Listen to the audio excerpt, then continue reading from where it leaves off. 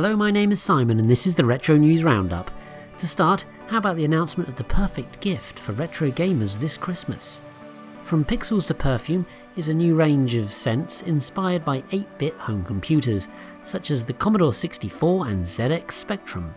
The latter promises a bold signature of vibrant bergamot, woody warmth and musky depth. I couldn't make this up if I tried. They've done studies, 60% of the time, it works every time. Another piece of news I've not made up, I promise, is that Virtual Console games will be arriving on the Switch Online service in February next year. Whether blinding headaches will be included with the titles is, at this stage, unclear. Let's start with the Switch Online service, which received 2 Game Boy Advance titles, Klonoa Empire of Dreams and Mr. Driller 2, as well as the N64's Forsaken 64. Nintendo's eShop got a trio of egg console releases too, Lord Monarch, Crimson 2 and Daidaso. The Switch and PSN then got its usual helping of Arcade Archive releases last month, including Video Hustler, Steel Worker and Da Chola. Maybe it should have been renamed The Hell Is Going On Here? Answers on a postcard, please. Then we move on to multi-format releases, starting with the most inexplicable Bubsy in the Perfect Collection, which arrived on Switch, PS5, Xbox One and PC. Next, Backyard Football 99 Touchdown on Steam, App Store and Google Play, and then Attic Archive, which includes 13 8-bit home computer titles, was released on Xbox One and PC. And then finally, 3 classic PC titles were released on Steam: Combat Mission Beyond Overlord, Combat Mission 2 Barbarossa to Berlin, and Combat Mission 3 Africa Corps. More details on the Vectrex Mini were announced last month, with a standard unit costing you $115 and the Kickstarter for the system will launch on November the 3rd.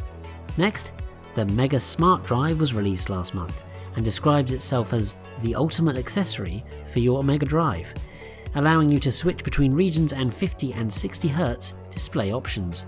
One of the boards, which you have to solder in yourself, costs around €30. The ZX Spectrum was not only inspiring a perfume this month, but also saw 7 new homebrew titles released for it, including Hammer Night, Maisie Day is Not Okay, Zach McDrucken Saves the Chickens, Ecclesia, Boni 2 Return to Bat Hell, Rebearded Fantasy, and The Fate of the Pirate.